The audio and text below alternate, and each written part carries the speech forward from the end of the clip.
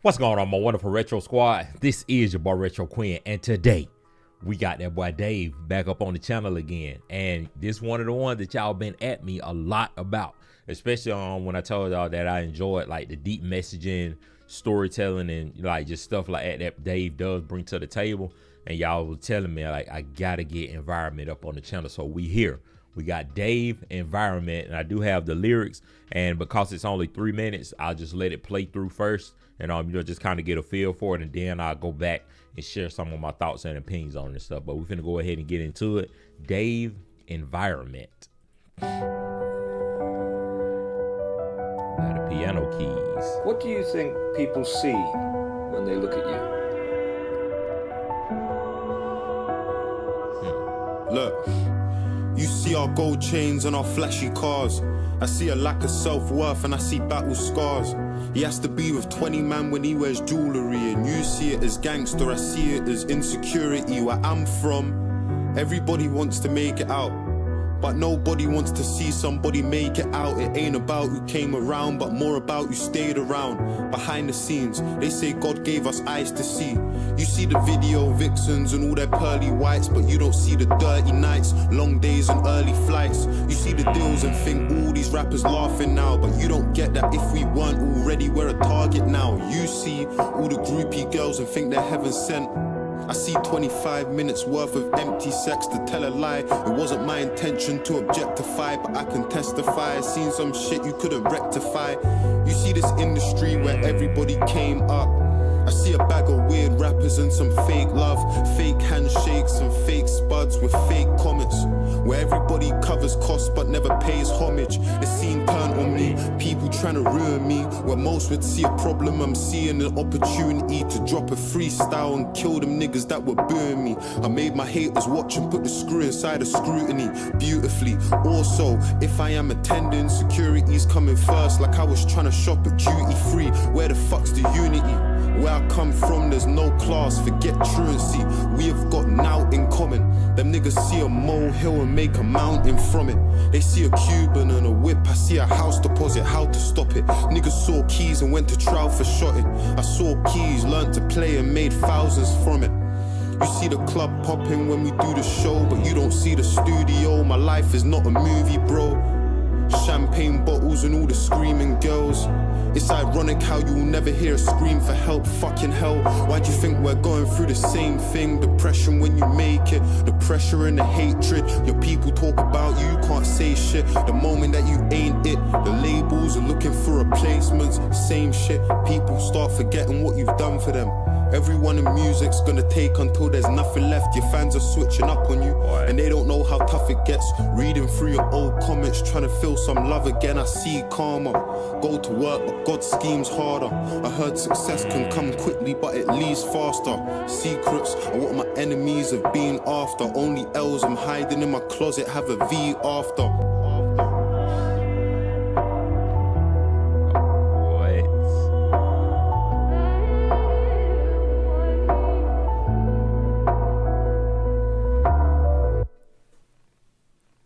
So looking at it from another perspective, playing devil's advocate, considering you know you're obviously becoming famous, so to speak, but you still deal with a lot of issues on a human level, do you ever just sit and wonder about the stories behind the people you meet day by day? Does it make you feel grateful in a weird way for your life and problems? Oh my gosh, y'all. Man, this done really messed me up. Cause a lot of the stuff that Dave actually, my fault. But a lot of the stuff that Dave actually said in here is a lot of the things that I talk about. I ain't gonna say in all of my reactions, but I speak on a lot of this stuff all the time because and it seemed like he might be talking to a therapist or something like that. Just based off of how it started with the questions at the beginning, and then he followed up with some things at the end. But like just going back to the title itself, environment. I think on a large, not on the larger scale, but just a different scale. When he say environment, you could physically be talking about the environment that you're in, but also just the mentality and your way of thinking and stuff. But it seemed like also he wants to like shift our perspective, like shift the listener's perspective, because we, like, one person might see it one way, but it's multiple ways that you can see things. And like a few of the things that he touched on, where he was just kind of talking about, you know, like how the fans see the artists in general as one thing, but they don't see the behind the scenes and stuff. And I constantly speak on that all the time. Like, a lot of people, and myself included, we see the end product, you know, like, or the end results, but we don't see the process that it took to get to that end result. And I tell people all the time, I'm more so in love with the process itself, because I know that's like my motivating factor, my driving force behind everything. Like, I understand what the end result is going to be like, but I'm always infatuated with the process. Like, how did you get to here? Or like, what were some of the steps taken? What did you do to be able to present this beautiful end product that everyone sees now and now? I just love how you touched on some of that, but I'm gonna try not to be too long-winded. I do want to go back and just kind of highlight a couple of things that he said throughout this song, but I honestly don't even want to call it a song for real. Like, this is gospel, Dave's gospel. But we're gonna start back from the top though.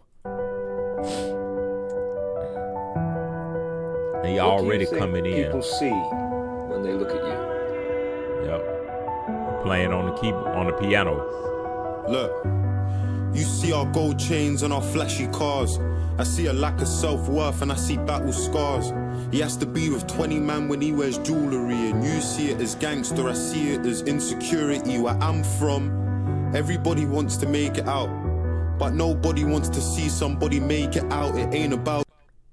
See, man, like, just right here, this opening line. Like, the therapist, they asking, like, you know, what do you see?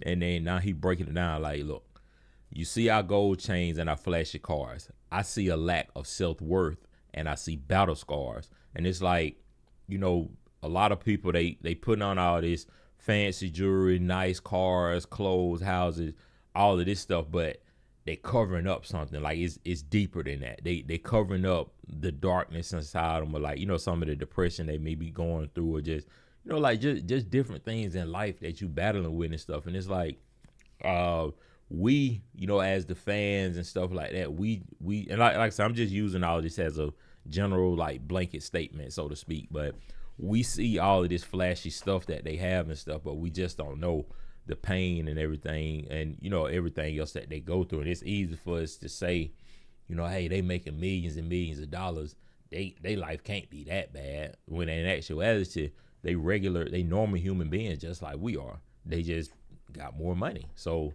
they life is a little bit more in the spotlight, so to speak, so we able to see that stuff. But that's kind of like, you know, some of the stuff that he opened up with. And then just talking about the gangsters and stuff, you see like a group of people together and you see it as gangster, but I see it as, like, you know, cowardly and stuff like that, because why can't you just move by yourself and be your own individual? And which, you know, they say that it's strength in numbers, you know, all of that stuff like that, but just shifting the perspective, you know, like, you see it one way, but I see it this way. And then he's saying, like, you know, I'm coming from where everybody wants to make it out, but nobody wants to see somebody make it out. And that's kind of like that crab in the bucket mentality that people speak on. Like, you know, everybody can be rooting for you. Like, hey, man, I want to see you do good in life. I want to see you make it, just not before me. And that's that underlying thing that they don't tell you. But it's like they rooting for you, but when they see you getting close to the finish line, they slowly pulling you back, because they want you to win, but just not before them, or they don't want you to shine bigger than them. So that's just, I just look at it as a small-minded mentality, you know. But I mean, everybody got their own perspective and stuff, but I just love how he came in with this opening line, though. He wants to make it out, but nobody wants to see somebody make it out. It ain't about who came around, but more about who stayed around. Behind the scenes, they say God gave us eyes to see. You see the video vixens and all their pearly whites, but you don't see the dirty nights, long days and early flights. You see the deals and think all these rappers laughing now, but you don't get that if we weren't already, we're a target now. You see all the groupie girls and think they're heaven sent. I see 25 minutes worth of empty sex to tell a lie. It wasn't my intention to objectify, but I can testify. I seen some shit you couldn't rectify. You see this industry where everybody came up. I see a bag of weird rappers and some fake love, fake handshakes and fake spuds with fake comments, where everybody covers costs but never pays homage. The scene turned on me, people trying to... So like just kind of going back, like I said, I don't want to really speak on everything that he said right here, but just in a nutshell, he kind of doubling down on the first, like that first line that he said in his opening, when he was talking to the therapist. But it's like, you know, we see this, but we don't see all of this that's going on, like behind the scenes and, you know, stuff like that. And then like right here at the end, I love how he spoke on like the fake handshakes, you know, everybody covering the cost but don't pay homage. And which the way that I look at it, is like, you know, everybody want to, you know, act like they all this and that, like, hey, I got your back, anything you need, you know, and then, you know, like just like you said, just paying the cost, you know, covering the costs and stuff.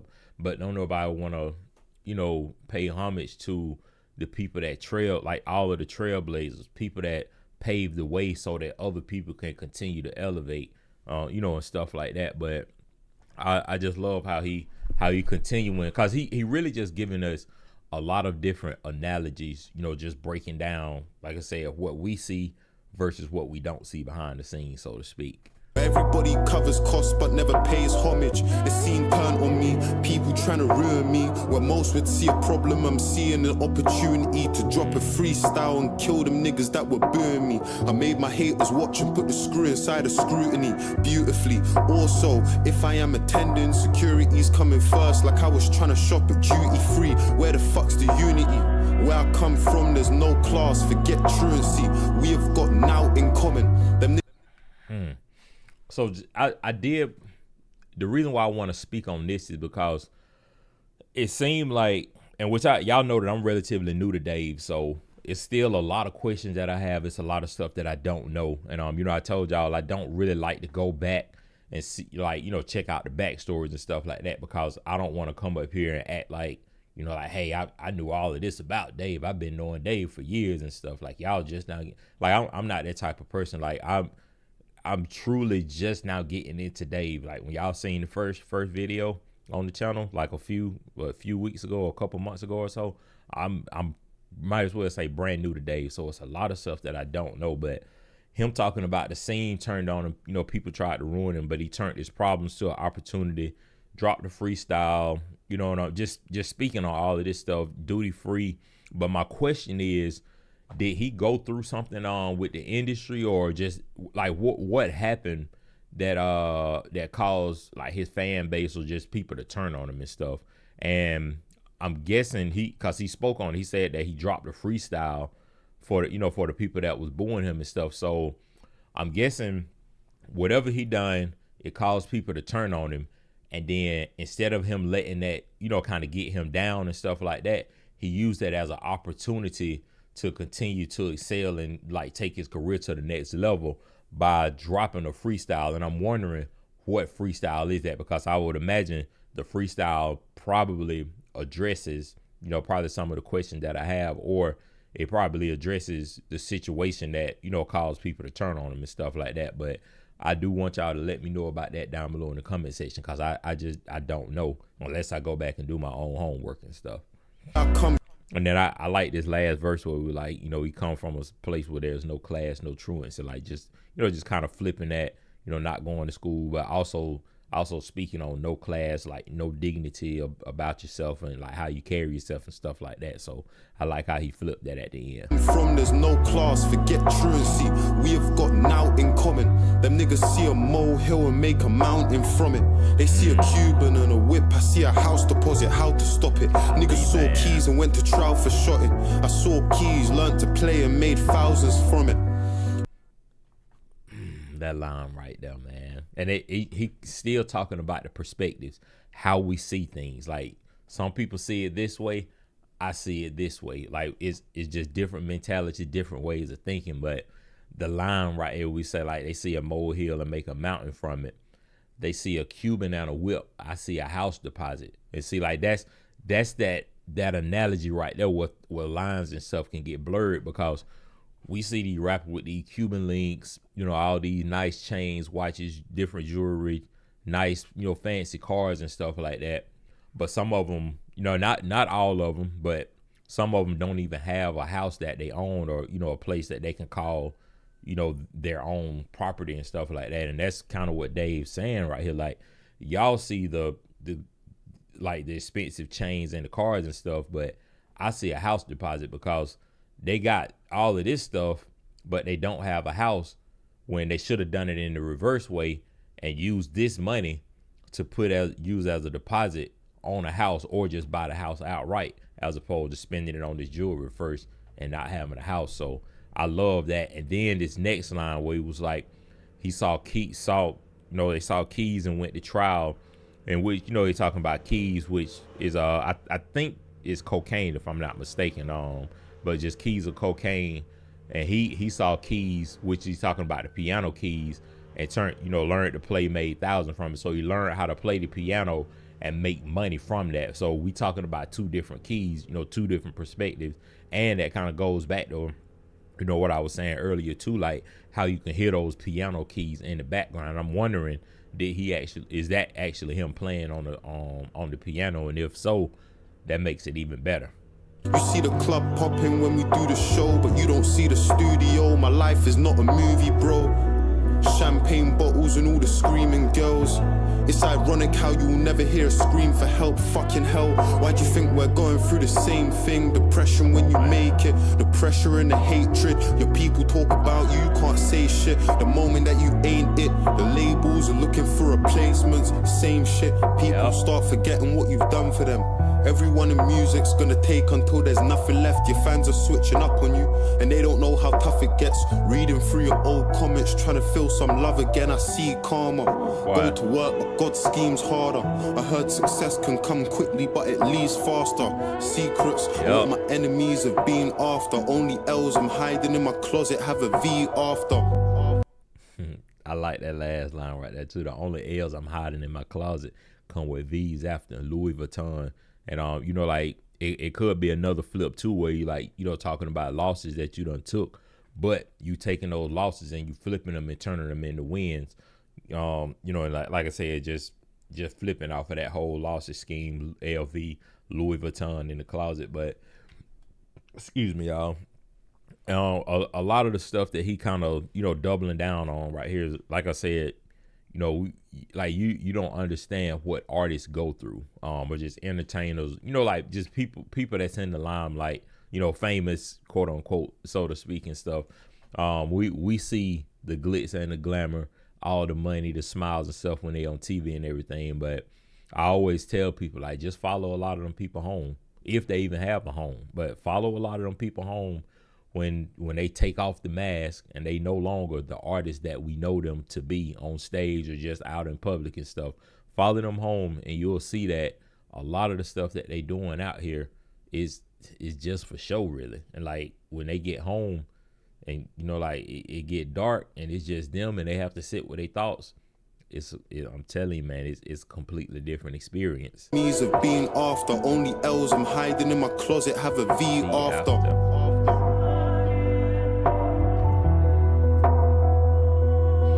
So they done went through the therapy session, and now the therapist gonna come back.